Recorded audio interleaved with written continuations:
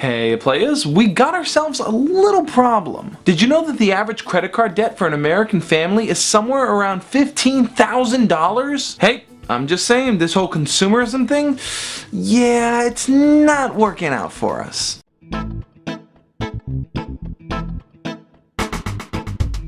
The whole idea behind consumerism was to develop a field where people can use their expendable income to help the economy grow. The more money people spend, the bigger businesses grow, and therefore the more money circulating within our economy. However, somewhere down the line, we shifted our focus from buying things that we needed to things that we wanted. Companies began creating advertisements and marketing products to people who didn't really need them. With just enough focus on fashion, status, and a person's ego, you could pretty much make them buy anything.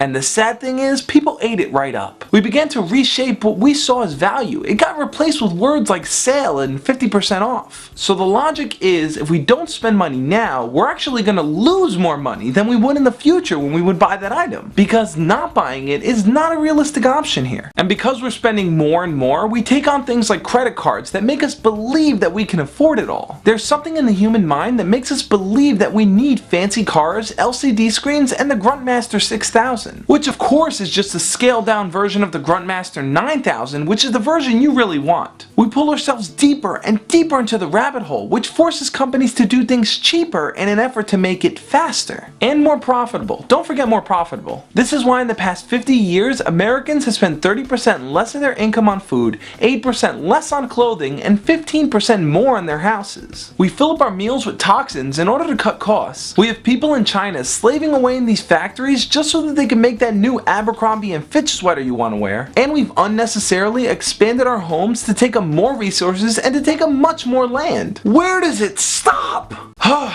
Hopefully we can stop it soon, but that means we have to begin with you. A very small number of consumers out there are actually being conscious of how they make their purchases. You could see proof of this by the number of independent stores online creating their own handcrafted products, and with the rise of real organic foods being placed in supermarkets like Trader Joe's. Even with the efforts made to distinguish between the two, marketers out there are using words like green, organic, and natural for their own advertising purposes. Now I don't want to sound too preachy, but as a consumer, you have to be worried. Why are they lying to us so much? Wouldn't it be amazing if we didn't have to live in debt and struggle every single month living paycheck to paycheck? If we lived in a country where our desires didn't push us to spend so much? Or at least where we're rightfully told what's in the products that we're buying? So I guess the question to ask here is, how much of your life are you willing to give up just to get the things that you want right now? Hopefully that amount is not so much. As always guys, love and peace.